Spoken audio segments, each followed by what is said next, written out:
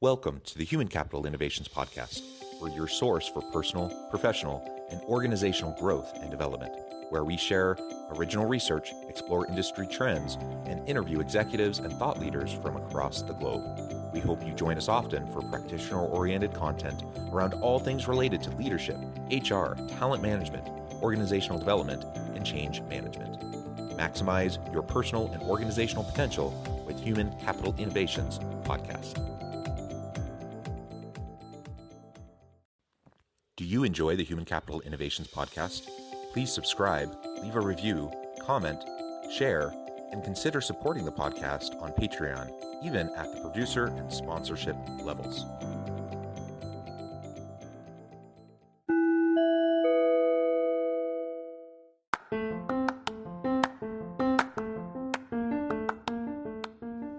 Welcome to the Human Capital Innovations Podcast. In this HCI Podcast episode, I talk with Rod Khleif about the psychology of success.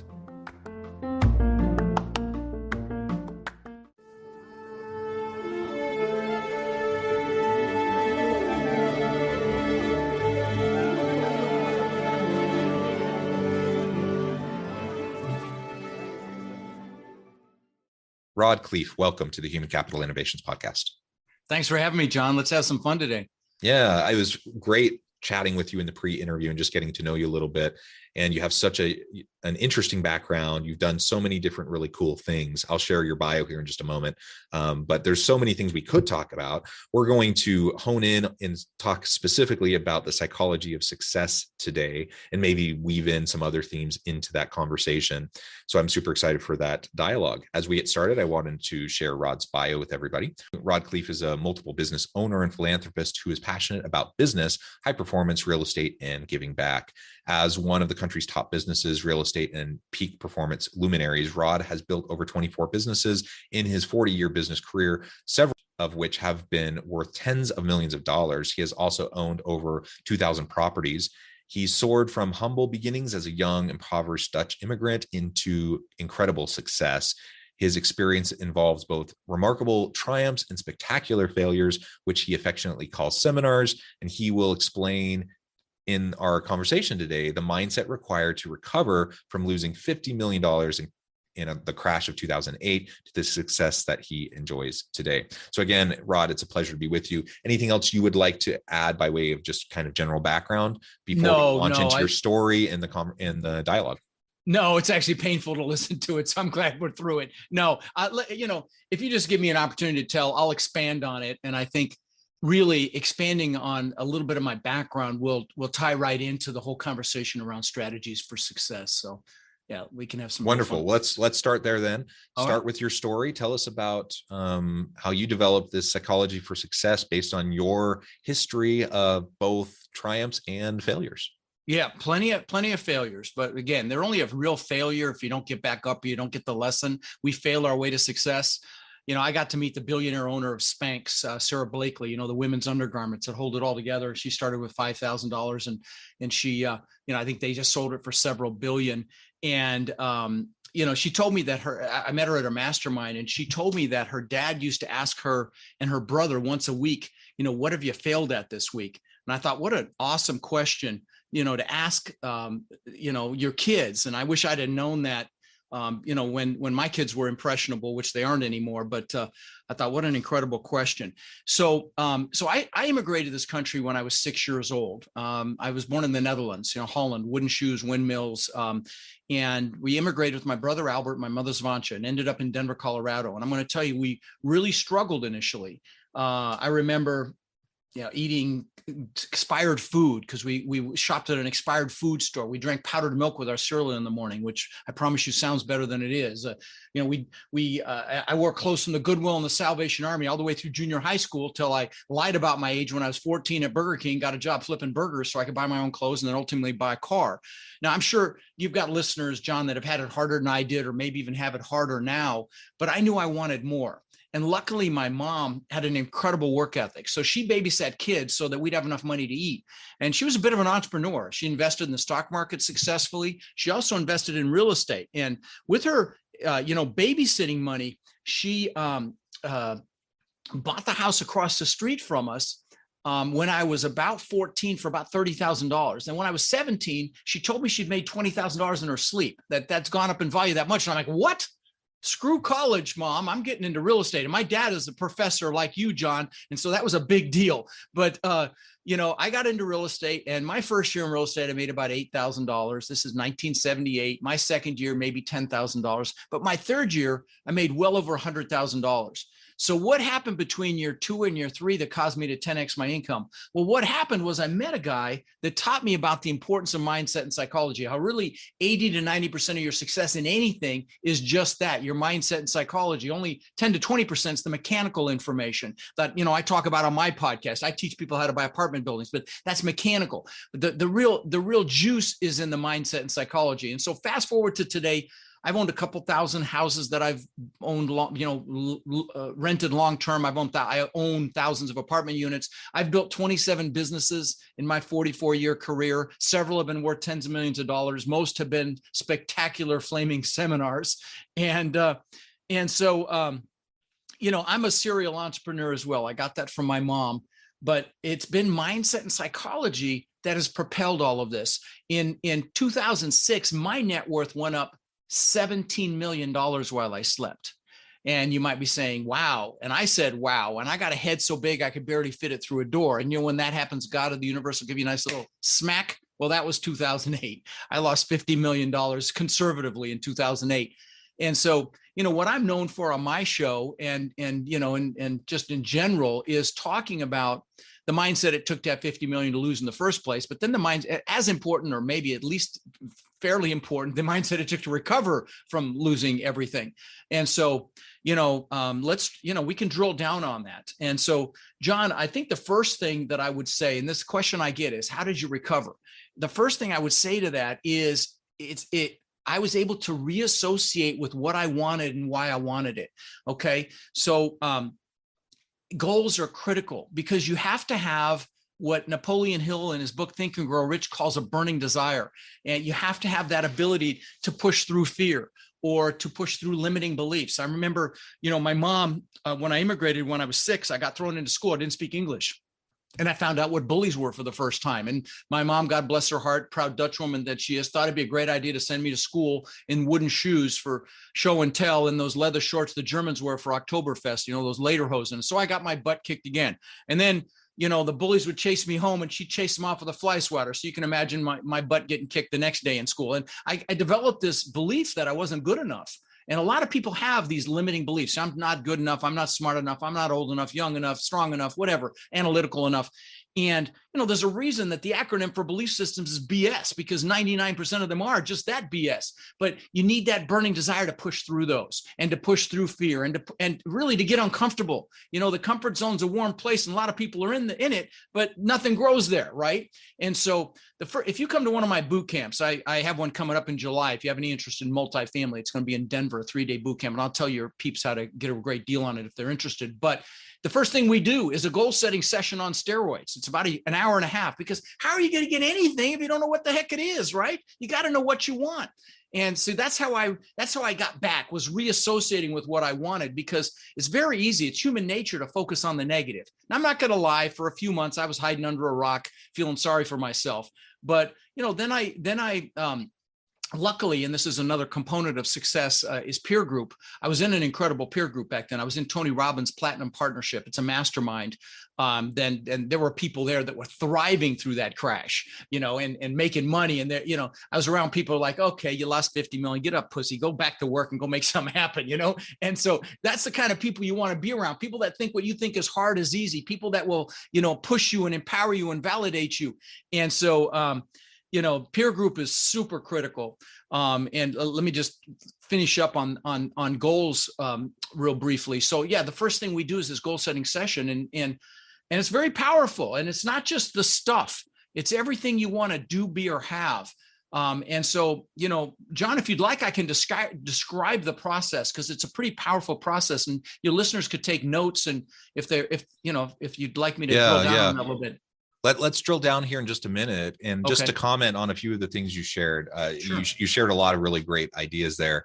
I think the limiting thoughts, the negative self-doubt, that's something I would love to just chat for a little bit more about, because it's so pervasive. We all deal with it. We all have varying limitations that we have to deal with, and we have different privileges. And it's so easy in this world where society tells us, immediate gratification, all these outward performative signs of success, all of these sorts of things. It's so easy, so quickly, especially with social media, to just feel like you're failing, you're not successful.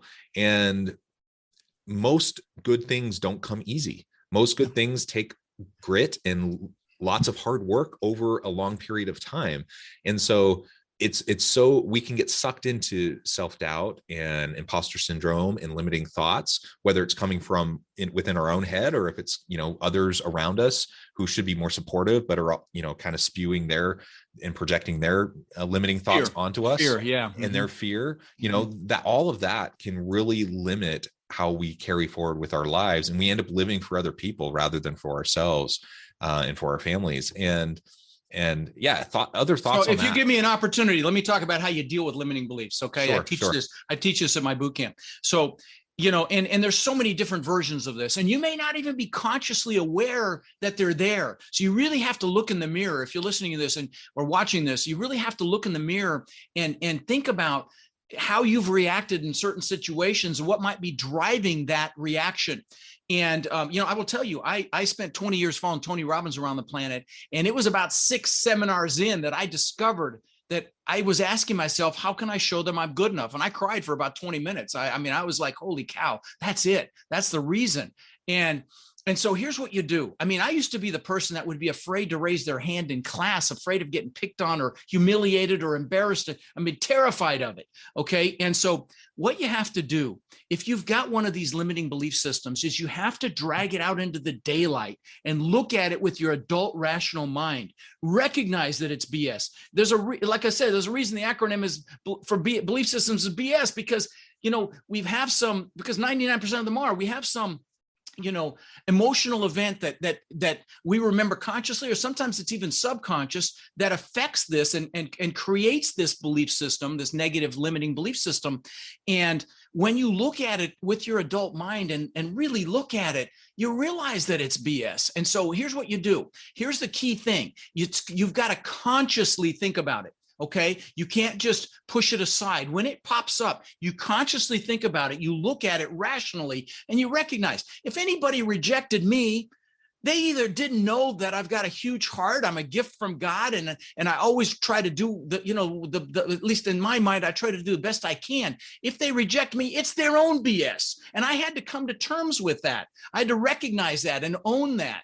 And so, whatever that belief system is, I'm too young. Well, listen, there's incredible energy in being young. And God, we all wish when we get older that we had that energy while we were young. Or I'm too old. Well, with age comes wisdom. Okay, so you've got to look at it rationally, whatever that belief system is. And if you do that consciously, it will start to diminish. It's not going to happen the first time, the second time, the third time, but you do it enough times, it's gone. I speak in front of literally tens of thousands of people now, and it's gone because I took the time to deal with it.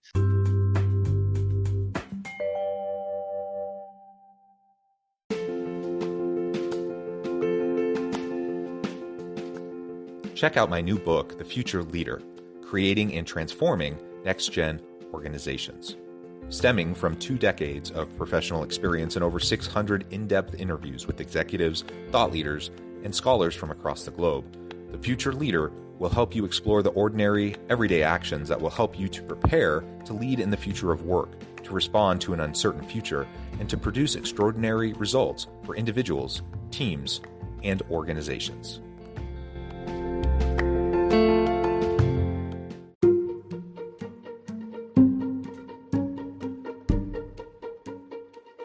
Welcome to the Human Capital Innovations Academy. Courses, micro-credentials, and certificates to upskill and reskill for the future of work.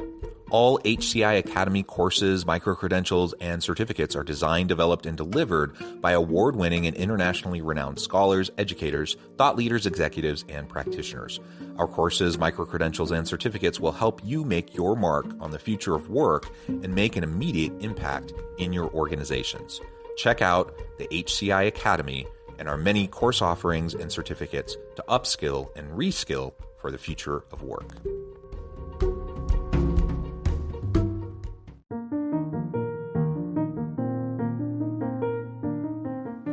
Check out our new weekly LinkedIn newsletter, Alchemizing Human Capital, exploring industry trends via original research and interviews with executives and thought leaders from across the globe.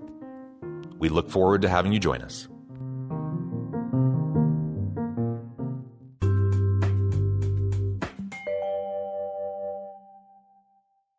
Yeah, absolutely. Good. Okay. And you were just about to go into more a kind of a step-by-step approach. Yeah. Well, let me talk about my goal setting. Let me talk about my goal setting, if you don't mind. So, because it's really powerful. Because again, how do you get anything if you don't know what it is? And this is how you get that burning desire to push through these fears. Because I'm going to tell you, everybody has fear. I don't care how big and dramatic and successful someone looks on the outside. They've all got fear. And the incredible thing about dealing with fear is action mitigates it, but you've got to have that desire to actually take that first step and take action. And so, if you're listening, if you have the ability to take some notes, do that. Or if you want, you can DM me on any social channel. My team's even got me on freaking TikTok now, but whatever channel, I'm on all of them. If you DM me and say, hey, send me your goal setting workshop. I did this on January 1st of this year with music, with a guide you can download. And it's something awesome to do with your spouse, with your teenage kids. It's very, very powerful. So again, if you DM me and say goal setting workshop, I'll send that to you. And I'm very responsive on social, so you'll get it very quickly. But here it is in a nutshell. So basically, you pick an hour when you have a lot of energy, and you sit down and write down everything you could ever possibly want in life, all the stuff, the houses, the cars, the boats, the jet skis, the planes, the money, the jewelry, the clothing, whatever it is. And there's nothing wrong with stuff. And take the lid off your brain. Imagine if you write it down, you're going to get it. If you want a private island, you want a jet, a yacht, write it down. There's nothing you can't do, be, or have. You just have to decide. Okay. And then take massive action. So, write down all the stuff. Write down how much cash flow you want from your investment, say in 3 years and 10 years. Write down how much cash you want in case the what hits the fan fund in 3 years and 10 years. Write down, and then once you can't think of any more stuff, write down all the things you want to do in this lifetime. You want to write a book, you want to travel to a certain place. I've got a travel vision board behind my green screen here, of the things that I want to do. So write that down. Write down, I've got a friend that's climbing every mountain over 14,000 feet. In fact, I think he's finished now. Stuff like that, bucket list stuff. I jumped out of a perfectly good airplane 3 years ago. I'll never freaking do it again, but it's done. It's off the list. So that's the kind of stuff. But once you can't think of anything else there, also write down what you want to learn in this lifetime. So it's not just the stuff, it's everything you want to do, be, or have. So what do you want to learn this lifetime? You want to learn a foreign language. You want to learn a skill set. If it's real estate, for God's sakes, come see me in July in Denver. You'll be glad you did. But the bottom line is write all that stuff down too, and everything you want to learn. Lastly, write down who you want to help. Write down how you're going to help other people. Why? Because we'll do more for others than we'll ever do for ourselves. And this is the fuel, guys. This is what gets your butt up in the morning early, stay up late, work Saturdays, to do whatever you have to do, to grind for a few years like most people won't, so you can live the rest of your life like most people can't. This is that fuel.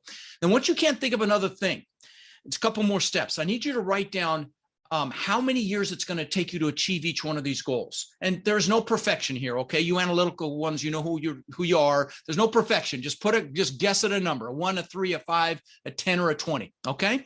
So put a time limit on each goal, recognizing that as human beings, we will overestimate what we can do in a year and massively underestimate what we can do in 5, 10, 20 years. I'll give you an example of this. Now, I'm going to pre-frame this example and a couple others that I'll give you by saying this is not me bragging, okay, because this stuff doesn't even interest me anymore, but I want to inspire you. So back when I lived in Denver, I moved to Denver, I knew I always wanted to live on the beach, and there's no beach in Denver. But I would visualize the palm trees and the sand and the surf and all that. 20 years later, I built this incredible $8 million, 10,000 square foot mansion on the beach. And that was unthinkable when I was 18, but I made that decision. I visualized it. You can call it prayer, whatever you want. I made it happen. This house was magnificent. I had the beach on one side. I had my boats on the back side. It was called a Gulf to Bay. It was a slice through an island. But again, that was unthinkable when I was 18. So don't limit yourself. Now, once you've got a time limit on each goal, pick your number one goal. I mean, that goal, when you get it, you're like, oh my God, you know you've arrived when you achieve that goal. Pick that one. There's a couple that are equally exciting. Just pick one. It won't matter for what we're going to do next. Put it on a separate sheet of paper. Then pick your top 3 one-year goals. Put those on a separate sheet of paper and leave some room in between them. I'm going to tell you, at this point, you're ahead of 99.9% of the people on the planet that do a New Year's resolution that's forgotten by the middle of February. But there's a couple more quick steps. I need you to write down under each one of these goals why it is an absolute must for you to achieve it. It has to happen. And you want to use emotionally charged words. Words are very powerful. Words like amazing, incredible, beautiful, wonderful. You know, you might say, so I can show my kids what incredible abundance looks like. So I can show my wife what it means to live a life of amazing success. You know, whatever it is. So we can have unlimited freedom to do whatever we want, whenever we want, wherever we want, bring whoever we want. You know, whatever's going to juice you, write that down. Okay. Then once you've got some positive reasons why under each one of those goals, it has to happen, put some pain in there if you don't achieve it and make it hurt, okay? Here's why. As human beings, we will do more to avoid pain than gain pleasure. Again, this is the fuel to make you get up and make this happen for yourself. So you put in there, so I don't feel like a failure. So I don't fail my kids. So I don't fail my husband or wife. So that I don't live a life of regret. You know, John, there was this nurse in Australia, a hospice nurse. Her name was Bronnie Ware. And she took care of patients when they were about to die. And she asked them a question, a profound question, actually. And the question was, do you have any regrets? And she wrote a book about it. It's called The 5 Regrets of Dying. You know what the number one regret was? It was not living the life I could have lived, living someone else's life, not doing what I know I'm capable of. I can't think of any worse fate than that, guys. Okay. So if you fear failure, fear regret much more. Fear being in the same place you are now a year from now, unless you freaking love where you are right now. Okay, so this is what prevents that from happening. And the last thing is you must make declarations or get pictures of your goals. And I'll give you some public examples of this. And I'll give you some personal examples as well. A great public one is Jim Carrey, the actor, the comedian. When he was flat broke, wrote himself a check for $10 million. And he would go up by the Hollywood sign in LA and he would visualize cashing that check. And that's how much money he made for Dumb and Dumber. Another more recent example, Demi Lovato, the singer. When she was unknown 12 years ago, posted on social media, one day I'm going to sing the national anthem in the Super Bowl. Not this last one, go watch the one before. Who sang it? I'll give you some personal examples for me. When I was 18, I became a real estate broker, okay? And I thought I needed to have a 4-door car to show people houses, okay? And I got this bone ugly Ford Granada, just a piece of crap. Well, I worked with the guy that first taught me about mindset. I dated his daughter and he had a couple of Corvettes and he let me drive one. And I was like, oh my God, this is incredible. So I got a picture of a Corvette out of a magazine. This is before you could spell internet. And I put that on the visor of my Granada. Within a year or two, I had a beautiful Corvette. Again, I'm not bragging with these examples, but you replace these with what you want. Okay. So let me pre-frame that. Okay, so this is when the TV show Magnum PI was out. Okay, a detective story with Tom Selleck in Hawaii, I think. And he drove this Ferrari 308. It was the first time I seen an exotic car. And I'm like, oh my God, that is freaking incredible. So I got a picture of that actual car, put it on the visor of my Corvette. Within a year or two, I had a Maserati look just like it. Last example, I'm the guy that always wanted a Lamborghini. Okay, I had posters in my room growing up, and my son collected models of exotic cars. He had about 30. I've got them here in my attic, actually. And he had a model of the exact same color and style Lamborghini that I ended up getting, which I wrecked. So again, I don't know if you do these on YouTube as well or just on iTunes, yep. John? Yep, YouTube as well. All right, let me show you. This is my planner, okay? And I'm a dinosaur. I use a paper planner. And in the back of this thing, I've got pictures that have been in here for 20 years. Now, the first pictures, 22 years actually. First pictures are my gratitude pictures. My children are 30 and 26. So these are pictures when my kids were young. Why do I have these? Because everything you bring into your life, you do it through gratitude. Gratitude is the most important emotion available to us to manifest what we want in life. So these are my gratitude pictures. I actually have a gratitude vision board behind this green screen as well. Then I've got pictures of the things that I wanted. This top picture looks just like that house on the beach that I had. I lost it in all the craziness. But I mean, I had 10-foot high glass like that, butt together, travertine floors. It looked just like that before I built it. These bottom pictures, I live in a compound now. I've got 6 buildings. a big main house. I got a 2-bedroom guest house on the water. I've got a media building where I now do virtual boot camps as well. And because God's got a sense of humor, I live on the bay. I can see my old house across the bay. It's literally right across the bay, the one I lost. But look at the pictures there. John, you can see the white walls, those white stone walls, and the bottom 2 pictures. Look behind me. That's my backyard. See the stone wall? Is that crazy? And again, that's before I ever bought this stuff. And then I've got stupid crap like watches. I've got a few $100,000 worth of watches. That's still a vice. I'll admit to that one. There's a Lamborghini before I ever got it. Rolls Royce, Bentley, all this stuff that I got that I thought was important at one time because I had pictures. So get pictures, put them around you, put them on screensaver, put them on the wall. They work, guys. Okay. Now I know I've lost some of you analytical ones, but I'm telling you, this is how I had 50 million to lose and got it back. I know it sounds goofy, but it works. Well, and you raised the point earlier that everyone has different priorities. And so for you, it's these things that. Well, it was, it's right. no longer at all. Right. Okay. Right. And everyone has different things. So the point is, understand your values, understand your priorities, and then go after it, go get it. And don't allow the negative self-talk and the limiting thoughts to get in your way. But get the props, put them around you. Yeah. I don't care if it's an education, get pictures that denote that. Get, whatever it is, if it's a vacation spot, if it's a gift for a spouse, if it's, spending time with your kids, make sure these things are around you so that you manifest them and make them happen and live them. Yeah. It's super important. Great. Well, Rod, this has been a pleasure. I know at the time I have to let you go here in just a minute. Before we wrap up, I just wanted to give you a chance to share with listeners how they can connect with you and then give us a final word on the topic for today. I had all these other things to talk about, but okay, we will wrap it. Well, listen, let me say this. If you have an interest in real estate, for God's sakes, come spend 3 days with me in Denver. So I've got a boot camp coming up July 29th, 30th, and 31st. You can come for $197. The price will go to $700. And if it goes up and you hear this later, just DM me. I'll get you that price. But here's the other thing. I'll also give you a couple of bonuses, my deal evaluator software and my document library. Those two alone are worth a couple thousand minimum. So it's, 10 times what you pay for the event. But just know this, my event is not a sales pitch. It is 3 days of training. If you're interested in real estate, you really should come. But if not, listen, if you're not, come listen to my podcast, because even if you're not interested in real estate, I do a clip every week called Own Your Power. And that's what it's about, owning your power. This week was about the power that comes from playing to your strengths instead of trying to build your weaknesses. And I've got hundreds of them on there. If you give me 5 minutes a week, I will juice you. My podcast is called Lifetime Cash Flow Through Real Estate Investing. And again, whether you like real estate or not, come listen, because you really, I'd love to add value to you there as well.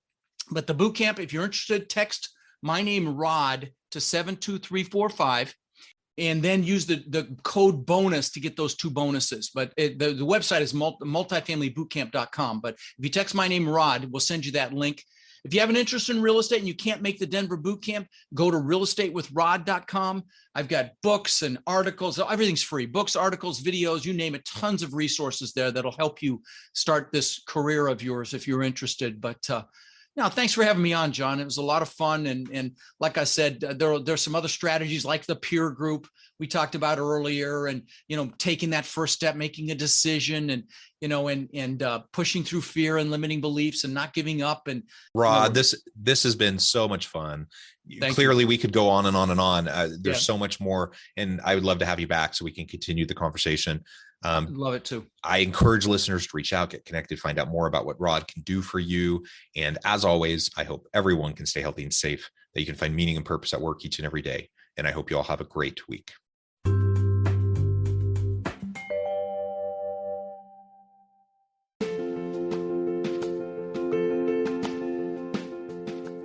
Bluer Than Indigo Leadership, the journey of becoming a truly remarkable leader. Early in my adult life, I learned about an Asian proverb that translates as bluer than indigo.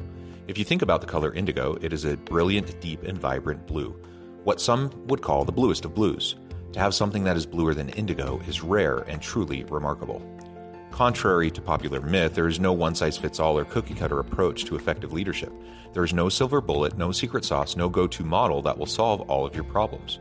The truth is, great leaders have all had their unique strengths and flaws, and have all had to discover and then pave their own distinctive path in their life's journey to fulfill their leadership potential. Bluer Than Indigo Leadership will help you discover your own path and explore those ordinary, everyday actions that will help you respond to an uncertain future and produce extraordinary results for individuals, teams, and organizations.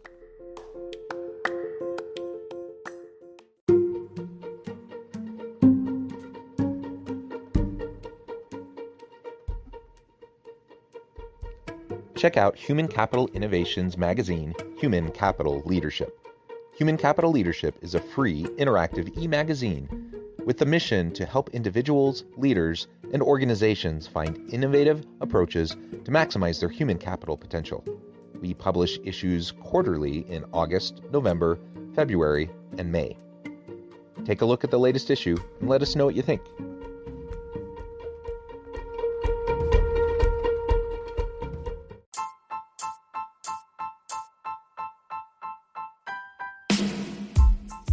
The alchemy of truly remarkable leadership. Ordinary, everyday actions that produce extraordinary results. Consider how the nature of work has shifted over the past 50 years. With increased globalization, rapid technological advancement, and the shift in economic composition, the average job of today looks very different than the average job of 50 years ago. What will the jobs and organizations of tomorrow look like? Moreover, what does this all mean for organizational leaders?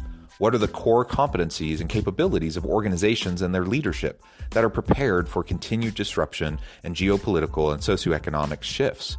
Regardless of what the future holds, increasingly, leaders need to be socially minded, data-driven, decisive, champions of talent, and disruptors of the traditional notions of leadership, teams, organizations, and work. The alchemy of truly remarkable leadership will help you to explore your own leadership competencies and capabilities and consider ways to apply and implement them into your workplace and personal life.